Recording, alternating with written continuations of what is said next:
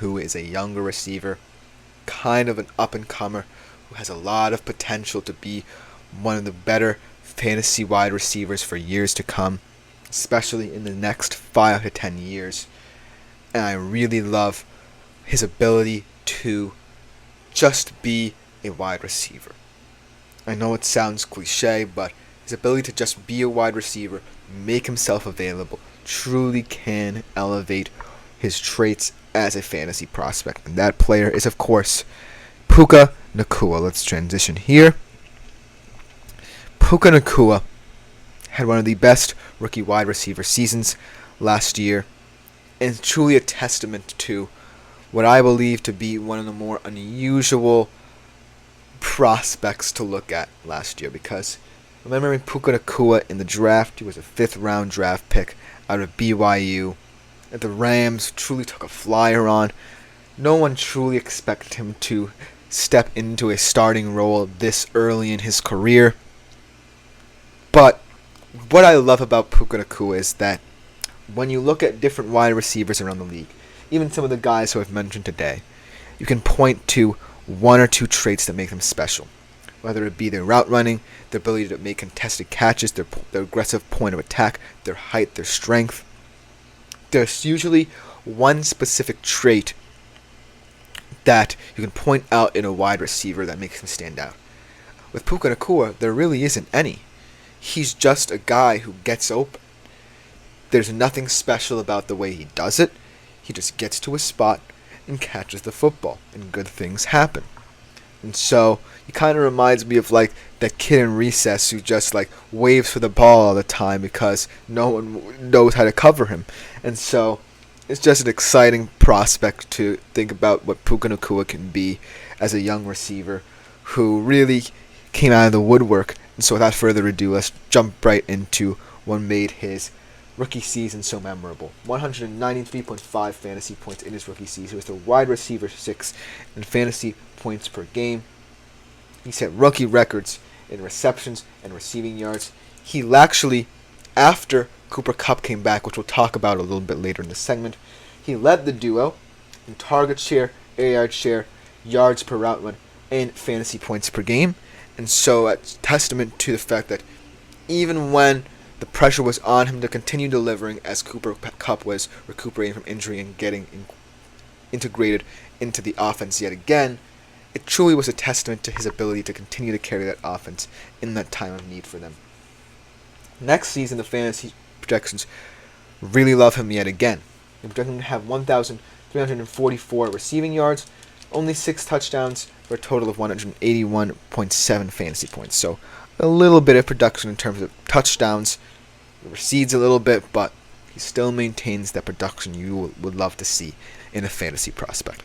But let's talk about why Puka Nacua is going to be someone who is either a boom or a bust. It's kind of weird to think that Puka Nacua still hasn't solidified himself as the wide receiver 1 for the Los Angeles Rams, but it's a true story. I think that when all is said and done, Matthew Stafford really relies on Cooper Kupp a lot more. And I know that it's going to be weird to think that Puka is going to see a lot less targets and target share, but I think it could be the case. Because when Matthew Stafford came to LA, he immediately developed that rapport with Cooper Kupp. I think that the Rams realized that they needed a quarterback who they could rely upon to get the ball to Cooper Kupp in every situation because of his abilities as a wide receiver. And in many ways, both Cooper Kupp and Nacua are very similar to each other. Cooper Kupp really doesn't have one specific trait that stands out in terms of what you look for in a dominant wide receiver. He's also someone who just gets to his spots and gets open. That's a really puzzling way to gauge the Los Angeles Rams receivers, because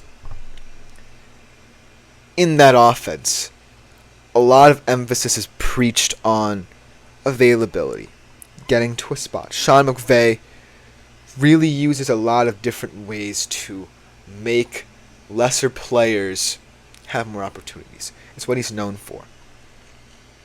And so, by him trusting Puka Nacua with as many targets as he did, it really showed that he loves players of that profile. But the reason why I think Nacua is going to suffer next year a little bit is because there are only so many plays you can run to get one receiver open. Think about how challenging it might be to find different ways to get both of them open, and furthermore to keep both of them satisfied, and furthermore to make sure your offense is doing exactly what it wants to do. And so the reason why people might be put off by Nacua may lay in the Rams' offense as a whole. Because when I see the Rams' offense operate, I see a lot of concern with getting things down, getting the motions right, getting to your spots. And it's a very developmental process that involves a lot of different pieces. You have the running backs, maybe going fake jet sweep or something of that nature. You have wide receivers running different routes.